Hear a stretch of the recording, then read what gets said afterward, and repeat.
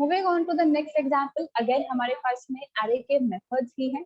अब यहाँ पे भी मेरे पास में कुछ मेथड्स है, concat, join, to string, to local string and value. एक एक करके हम सारा पार्ट कवर करते हैं। Same as all the examples, HTML head, title and body tag को मैंने ओपन किया है और साथ साथ में स्क्रिप्ट टैग को भी मैंने ओपन कर दिया है। Type is equals to text slash JavaScript. अब यहाँ पर मैंने सबसे पहले दो वेरिएबल्स क्रिएट करे हैं एरे टाइप के। अब अगेन एरे को हम कितने तरीकों से क्रिएट कर सकते हैं, ये वाला पार्ट हमने पहले ही डिस्कस कर लिया है, चाहे डिक्लेरेशन के साथ में इनिशियलाइजेशन हो या यूजर इनपुट हो। लेकिन मेथड्स के सारे एग्जांपल्स मैं डिक्लेरेशन वाले पार्ट से ही सॉल्व करवा रही हूँ। अब चाहो तो यूजर इनपुट लेके भी वर्किंग इम्प्लीमेंट कर सकती हूँ। सबसे पहले मैंने यहाँ पे ए नाम का एक एरे बनाया है। स्क्वायर ब्रैकेट्स के अंदर मैंने यहाँ पे कॉमा सेपरेटेड दो वैल्यूज लिखी है, that is India and Cuba. तो ए हमारा एक एरे क्रिएट हुआ है जिसके 0 इंडेक्स पे इंडिया है और 1 इंडेक्स पे क्यूबा है। सिमिलरली मैंने यहाँ पे एक और एरे क्रिएट किया है बी नाम का, जिसके अंदर मैंने नॉर्वे और Denmark as a value store करवाया है। अब यहाँ पर हमारे पास में जो सबसे पहला फंक्शन आ रहा है दैट इज कॉन्कैट। अब सी के अंदर या C++ के अंदर आपने strcat फंक्शन पढ़ा है, पाइथन के अंदर आपने कॉन्कैट पढ़ा है, तो सिमिलर वर्किंग है इस कॉन्कैट फंक्शन के लिए। अगर हमारे पास में दो एरे हैं या दो से ज्यादा एरे और उन सबको मर्ज करके हमें एक सिंगल एरे बनाना है, या फिर ये कहना चाहिए कि दो या दो से ज्यादा एरेज को कंबाइन कर हमें एक सिंगल एरे में कन्वर्ट करना है, तो उसके लिए हम काम में लेते हैं कॉन्कैट फंक्शन। तो इस कॉन्कैट फंक्शन के कुछ पैरामीटर्स होंगे। सबसे पहला तो हम किस एरे के साथ में कॉन्कैट ऑपरेशन परफॉर्म करवाना चाहते हैं, तो मैंने यहाँ पे लिखा है a.concat। अब इस a की जो भी वैल्यूज है उससे हम किससे कंबाइन करवाना चाहते हैं, वो आता है हमारे पैरेंथेसिस के अंदर। तो मैंने यहाँ पे मेंशन किया है b। तो इस स्टेटमेंट का मतलब क्या बनेगा, a के अंदर हमारे पास में जितने भी एलिमेंट्स है that is India and Cuba, उनके साथ में क्या कंबाइन करवा दो, बी के elements that is Norway and Denmark.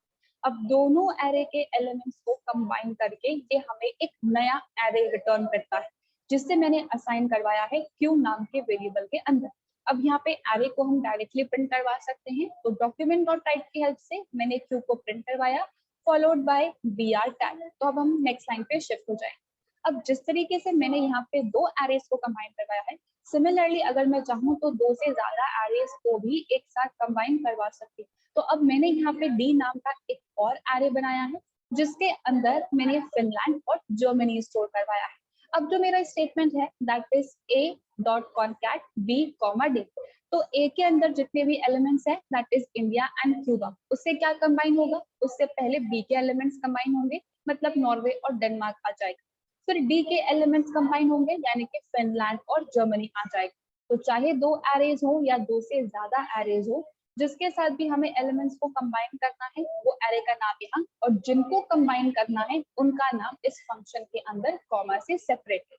अब यहाँ पे भी तीनों एरेज कंबाइन होंगे और एक नया एरे रिटर्न होगा जिसे मैंने आर के अंदर स्टोर करवा लिया, और डॉक्यूमेंट डॉट टाइप की हेल्प से मैंने उस आर को प्रिंट करवा लिया है फॉलोड बाय br टैग।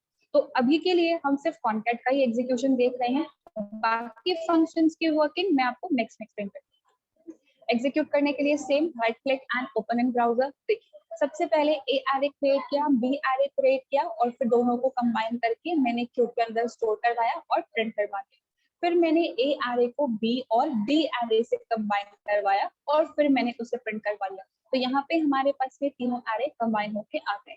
तो जिस तरीके से हम यहाँ पे दो स्ट्रिंग्स को कंबाइन करके एक नई स्ट्रिंग बना देते, सिमिलरली अगर हम चाहें तो एरे के साथ में भी वो टास्क परफॉर्म कर सकते हैं। That was all about the concat function. इसके अंदर किसी को कुछ भी कंफ्यूजन?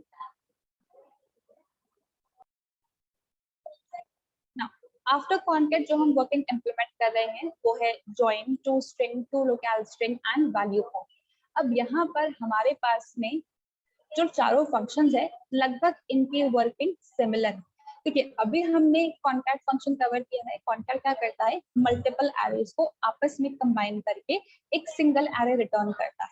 अब हमारे पास में जो join, to string, local string या वैल्यू ऑफ फंक्शंस है, ये क्या करते हैं, ये एक सिंगल एरे पे काम करते हैं, पहली चीज। दूसरी चीज, अगर हमें सारे एलिमेंट्स को कंबाइन कर कर एक सिंगल स्ट्रिंग के अंदर कन्वर्ट करना है तो हम इन चारों फंक्शंस को काम में लेते हैं। पहला फंक्शन क्या कर रहा था, मल्टीपल एरेज को कंबाइन करके एक सिंगल एरे बना रहा था। और अब जो नेक्स्ट कैटेगरी है वो क्या कर रही है, वो एक सिंगल एरे के सारे एलिमेंट्स को कंबाइन करके हमें स्ट्रिंग फॉर्मेट में डेटा रिटर्न कर रहा है। ठीक है, तो सबसे पहले मैं यहाँ पे जो फंक्शन काम में ले रही हूँ दैट इज जॉइन। अगर हम ए की बात करते हैं तो ए के अंदर इंडिया और क्यूबा ही एलिमेंट्स है। मैंने यहाँ पे ए के साथ में जॉइंट फंक्शन काम में लिया है और यहाँ पे डबल कोट्स के अंदर मैंने पास किया है सेपरेटर कैरेक्टर। देखिए, जब मैं यहाँ पे एक एरे को कंबाइन करूंगी मतलब एज अ स्ट्रिंग सारा डेटा आ जाएगा। पी के अंदर इंडिया और क्यूबा बिना किसी स्पेस के एक साथ कंबाइन होके एक सिंगल स्ट्रिंग के तौर पे जाके असाइन हो जाएंगे। अब यहाँ पे कौन सा वर्ड कहाँ पे शुरू हो रहा है, कहाँ पे खत्म हो रहा है, हमें तो पता ही नहीं पड़ेगा।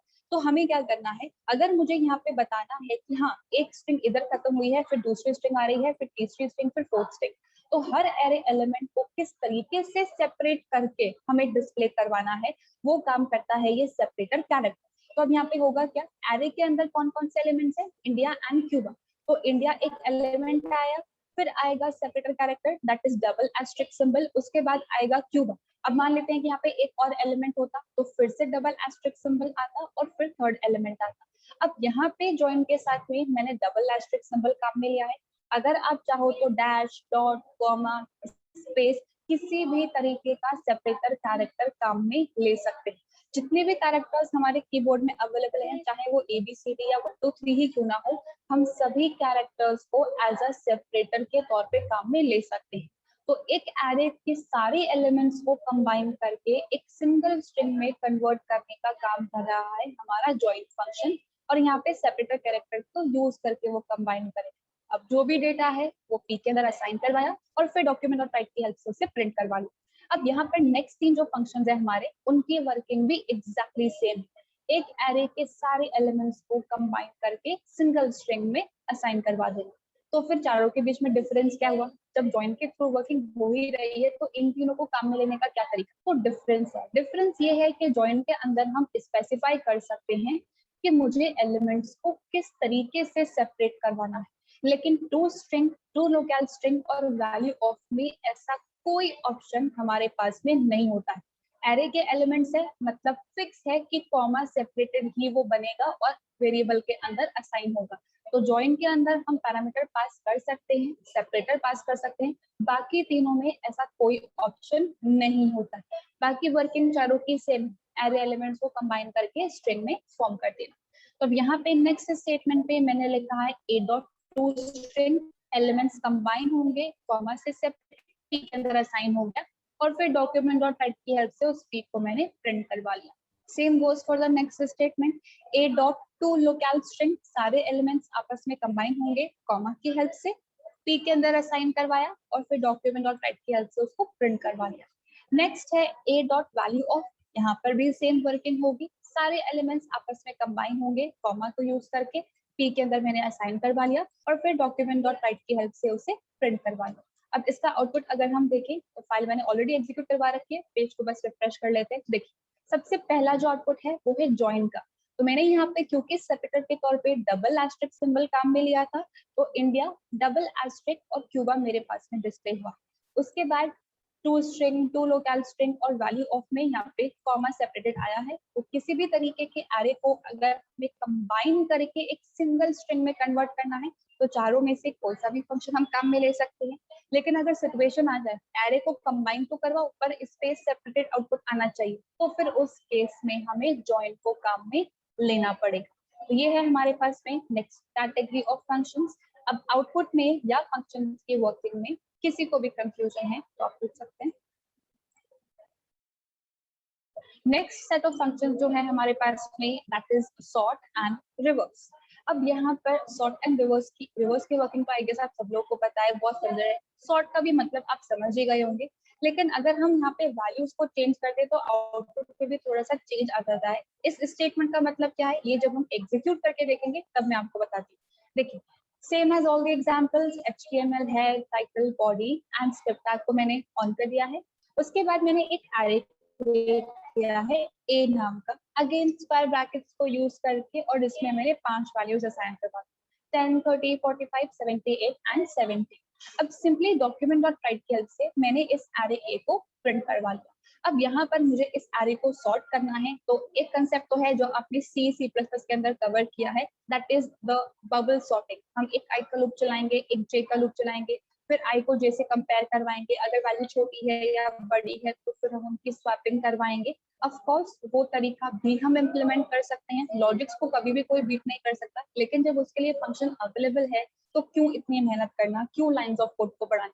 तो सिंपली अगर हमें असेंडिंग ऑर्डर के अंदर एरे को सॉर्ट करना है तो उसके लिए सॉर्ट नाम का फंक्शन हमारे पास में अवेलेबल है। अब यहाँ पर डिसेंडिंग ऑर्डर की सॉर्टिंग के लिए कोई फंक्शन हमारे पास में अवेलेबल नहीं होता है, सिर्फ असेंडिंग के लिए ही हमारे पास में फंक्शन अवेलेबल है। तो अगर मैंने लिखा है a डॉट सॉर्ट, तो सारे एलिमेंट्स असेंडिंग ऑर्डर में सॉर्ट होंगे, यानी कि 10, फिर 17, फिर 30, फिर 45 और फिर 78। अब यहाँ पे सॉर्ट फंक्शन की वर्किंग ये है कि वो सिर्फ एलिमेंट्स को अरेंज करके डिस्प्ले करने का काम नहीं करता, वो ओरिजिनल एरे के अंदर भी चेंजेस इंप्लीमेंट कर देता है। तो यहाँ पे अगर हम एरे को प्रिंट करवाएंगे तो हमारा पूरा एरे ही चेंज हो चुका है, एरे की इंडेक्सिंग ही चेंज हो चुकी है, सारे एलिमेंट्स प्रॉपर सीक्वेंस में असेंडिंग ऑर्डर में अब अरेंज हो चुके हैं।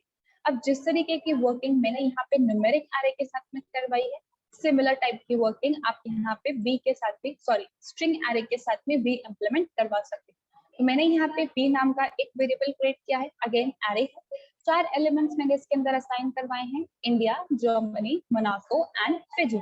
अब यहाँ पे जितनी भी स्ट्रिंग्स है उनका कंपैरिजन केस सेंसिटिव होता है, तो ये चीज आपको ध्यान रखना है। एक इंडिया कैपिटल में है, एक इंडिया स्मॉल में है, कैपिटल आई का स्काई कोड पहले आता है, स्मॉल आई का स्काई कोड बाद में आता है, तो पहले कैपिटल आई के वर्ड्स आएंगे फिर स्मॉल आई के वर्ड्स आएंगे। सिमिलर टाइप का कंपैरिजन जैसे हमने C++ देखा है strcmp को यूज करके, एग्जैक्टली में उसी तरीके का कंपैरिजन होगा और फिर यहाँ पे सॉर्टिंग इंप्लीमेंट होगी।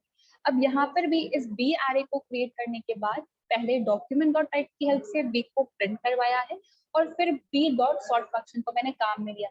अब सॉर्टिंग अप्लाई होगी, ओरिजिनल एरे के अंदर चेंजेस इंप्लीमेंट होंगे और फिर मैंने उस बी को प्रिंट करवा लिया है, ठीक है।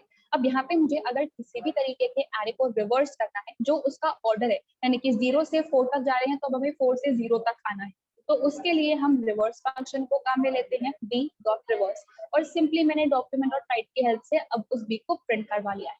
तो चाहे हमारे पास में सॉर्ट फंक्शन हो या हमारे पास में रिवर्स फंक्शन, ये क्या करते हैं, ये हमारे ओरिजिनल एरे के अंदर चेंजेस इंप्लीमेंट करते हैं।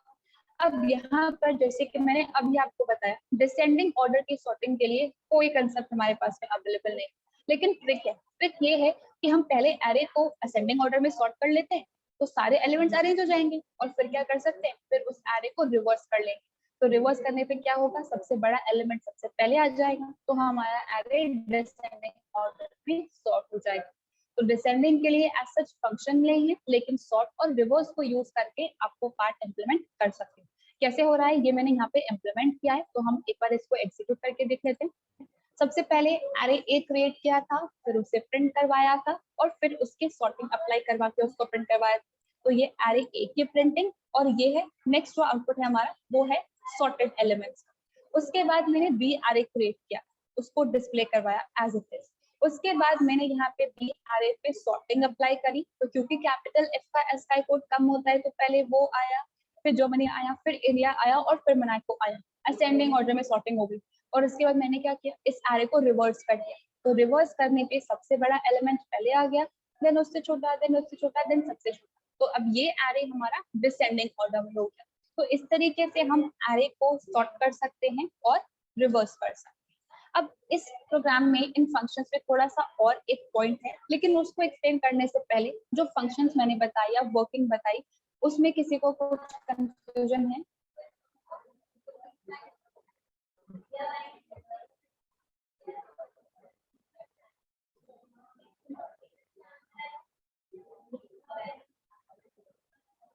ऑलराइट, देखिए अब यहाँ पर नेक्स्ट पार्ट जो हमारे पास में आ रहा है वो थोड़ा सा ध्यान से सुनिएगा। मैंने यहाँ पे जो एरेस क्रिएट करे हैं पूरा न्यूमेरिक टाइप का एरे है, और पूरा मेरे पास में यहाँ पर स्ट्रिंग टाइप का एरे।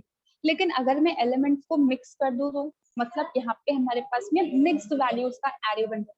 तो थोड़ा सा चेंजेस मैं इम्प्लीमेंट कर रही हूँ, सिर्फ एरे ए के अंदर बी के पार्ट को मैं कमेंट कर रही हूँ, ठीक है। अब यहाँ पे जो मेरा एरे है, मैं इसके अंदर 30 को एज अ न्यूमेरिक स्ट्रिंग बना रही हूँ और 78 को, या फिर हम एक काम करते हैं 17 को न्यूमेरिक स्ट्रिंग बना देते हैं। तो यहाँ पे है हमारे पास में नंबर्स ही, लेकिन नंबर्स क्या है, स्ट्रिंग के फॉर्मेट में। तो अब यहाँ पे सॉर्टिंग कैसे इम्प्लीमेंट होती है, इसका आउटपुट आप लोग ध्यान से देखिएगा। देखिए यहाँ पे अगर मेरे पास में न्यूमेरिक फॉर्मेट है तो बिल्कुल परफेक्टली काम किया है, 10, 30, 45, 78 और 70। और न्यूमेरिक फॉर्मेट में है तो भी डेटा एज इट इज मेरे पास में आया है, न्यूमेरिक स्ट्रिंग था, बट यहाँ पे नंबर्स है तो परफेक्टली चीजें काम कर रही है। अब यहाँ पर थोड़े से डेटा को हम चेंज कर देते हैं। मैं यहाँ पे RN मेंशन कर रही हूँ और एक मैं यहाँ पे कुछ और स्ट्रिंग मेंशन कर देती हूँ, फॉर एग्जाम्पल हेलो, ओके। अब यहाँ पे अगर हम इस पे सॉर्टिंग इम्प्लीमेंट करते हैं तो देखिए आउटपुट में थोड़ा सा चेंज हो गया। अब यहाँ पे कंपैरिजन किस तरीके से हो रहा है ये आप ध्यान से देखिए। देखिए जब भी हम यहाँ पर मिक्स टाइप की वैल्यूज दे देते हैं, स्ट्रिंग, न्यूमेरिक या बुलियन टाइप की वैल्यूज, तो फिर अब वहाँ पे वैल्यू टू वैल्यू कंपैरिजन नहीं होता, वहां पे अब कंपैरिजन होगा यूजिंग द ASCII कोड। अब ASCII कोड का कंसेप्ट आप सब लोगों को पता है, कैपिटल अलग ट्रीट किया जाता है, स्मॉल अलग ट्रीट किया जाता है, और फिर उसके बाद हमारे पास में डिजिट्स हैं, स्पेशल सिंबल्स है, सबका ASCII कोड अलग अलग है। तो यहाँ पर सबसे पहले सबसे कम ASCII कोड जिसका है वो आएगा। तो नंबर्स का यानी कि डिजिट्स का जो हमारे पास में ASCII कोड होता है that is from I guess 48 to 56 होता है। तो यहाँ पे 48 से 56 ASCII कोड वाले पहले आ गए। अब कैपिटल A पहले आता है और कैपिटल H बाद में आता है, तो इसलिए RN आया है और हेलो आया है। अब मैं इसकी वैल्यूज को थोड़ा सा और चेंज कर रही हूँ। यहाँ पे मैं 30 को डिलीट करके 117 एज अ एलिमेंट स्टोर करवा रही हूँ, ठीक है। अब आउटपुट को ध्यान से देखिए, 117 अगर हम न्यूमेरिक के टर्म्स में बात करते हैं तो 10, 17, 45, 78 और 117 कुछ इस तरीके का आउटपुट हमारा आना चाहिए अगर हम न्यूमेरिक एरे के रिस्पेक्ट में बात कर रहे होते तो। लेकिन अब यहाँ पे न्यूमेरिक एरे नहीं है, मिक्स टाइप की वैल्यूज है, तो सारा कंपैरिजन होगा ASCII के बेसिस पे। ASCII के बेसिस पे मतलब जितने भी नंबर्स हमारे सबसे पहले डिजिट्स यानी कि 1 से स्टार्ट हो रहे हैं, हमारे जो डिजिट्स का ASCII होता है वो 0, 1, 2, 3, 4, 5, 6, 7, 8, 9 कुछ इस तरीके से चलता है। तो पहले 0 से स्टार्ट होने वाले जितने नंबर्स है वो आएंगे, अब वो तो है नहीं, तो 1 से स्टार्ट होने वाले 3 नंबर्स हैं, वो तीनों नंबर्स पहले आ गए, फिर 4 से स्टार्ट होने वाला और फिर 7 से स्टार्ट होने वाला, और उसके बाद हमारे पास में कैरेक्टर्स आएंगे। लेकिन अब यहाँ पे एक और गड़बड़ है, 117 तो बड़ा एलिमेंट है और 17 छोटा एलिमेंट है, अब ये क्या हुआ। तो यहाँ पर भी स्ट्रिंग की ही तरह कैरेक्टर टू कैरेक्टर कंपैरिजन होता है। पहला कैरेक्टर पहले से कंपेयर हुआ, फिर पहला कैरेक्टर पहले से कंपेयर हुआ। अब क्योंकि तीनों का फर्स्ट कैरेक्टर सेम है दैट इज 1 1 1, तो सेकंड कैरेक्टर अब आपस में कंपेयर होगा। 0 का ASCII कोड ऑब्वियसली 1 से कम है तो वो पहले आ गया, 1 का ASCII कोड ऑब्वियसली 7 से कम है इसीलिए 117 पहले आया है। तो मिक्स टाइप की वैल्यूज अगर आप देंगे एरे के अंदर और फिर सॉर्टिंग इंप्लीमेंट करोगे तो ASCII के बेसिस पे कंपैरिजन होगा। स्ट्रिंग के केस में भी ASCII के बेसिस पे ही कंपैरिजन होता है, लेकिन नंबर्स के केस में जो हमारा सीक्वेंस होता है न्यूमेरिक को सॉर्ट करने का वो वाला इंप्लीमेंट होता है। तो कभी भी अगर आपके पास में कुछ इस तरीके की सिचुएशन आ जाए तो एरर मत बता देना, एरर नहीं आएगी। एरे मिक्स टाइप की वैल्यूज को अलाउ करता है तो वो एरे को स्टोर भी करेगा और सॉर्टिंग भी करेगा, किस बेसिस पे, ASCII कोड को यूज कर। तो यहाँ पे इन चीजों का आपको थोड़ा सा ध्यान रखना पड़ेगा, जो थोड़ा सा अलग कंसेप्ट है as compare to programming, other programming language. अब जितना भी पार्ट मैंने बताया उसमें किसी को कुछ भी कंफ्यूजन?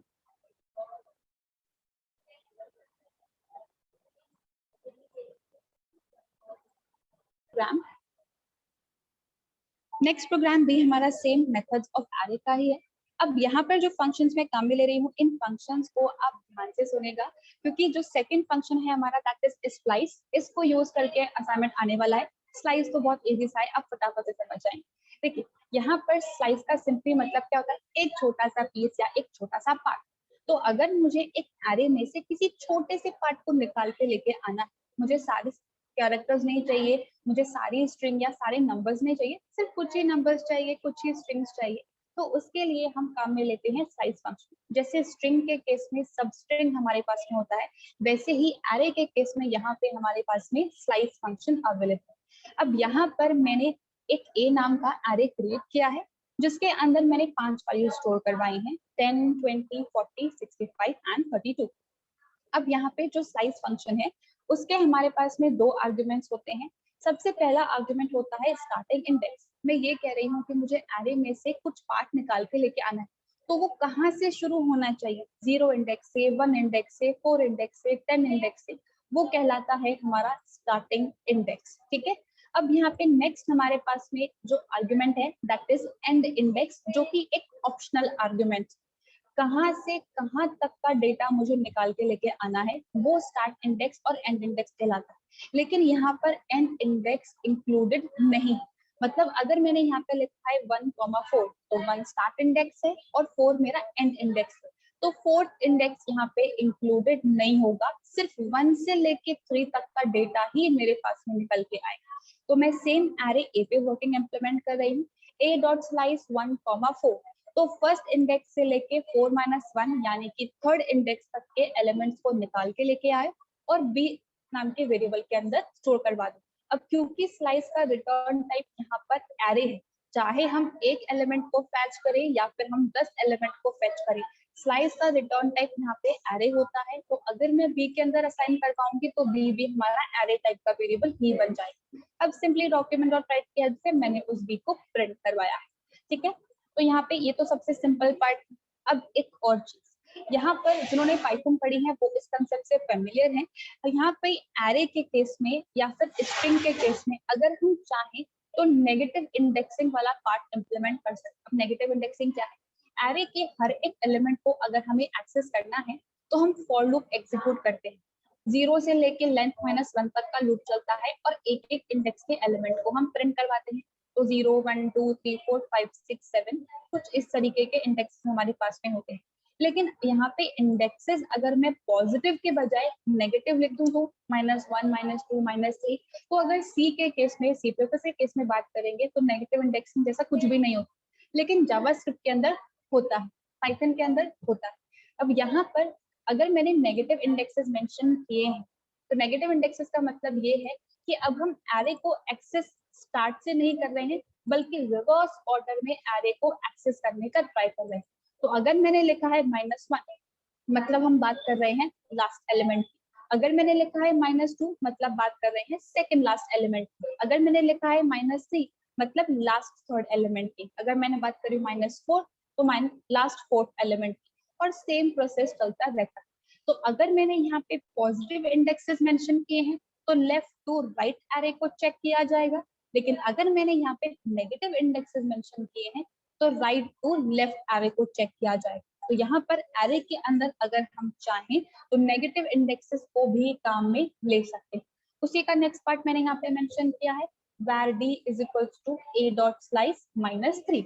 अब यहाँ पे -3 मतलब ये स्टार्ट से नहीं बल्कि पीछे से देखना शुरू करेगा कि -3 कहाँ पर है, तो ये -1, ये -2 और ये -3, यहाँ से मुझे एलिमेंट को सर्च करना है।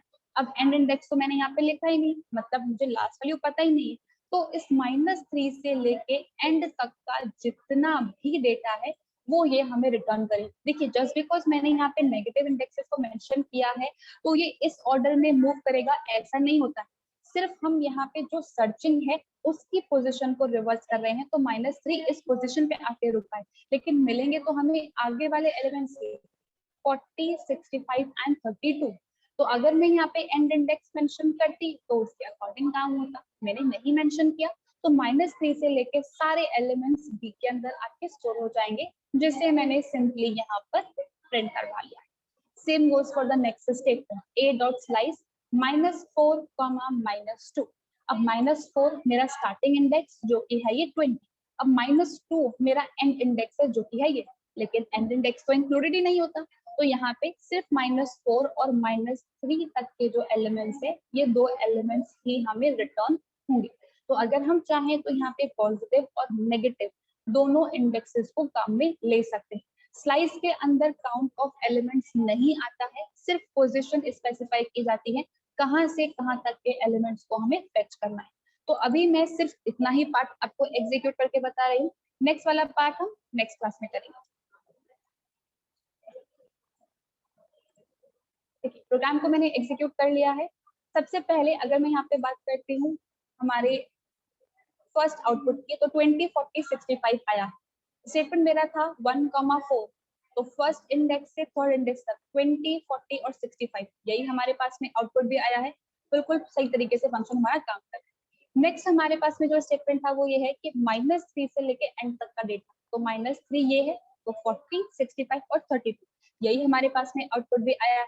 और नेक्स्ट था -4, -2, तो ये -4 और ये -3 दो एलिमेंट्स हमारे पास में निकल के आए।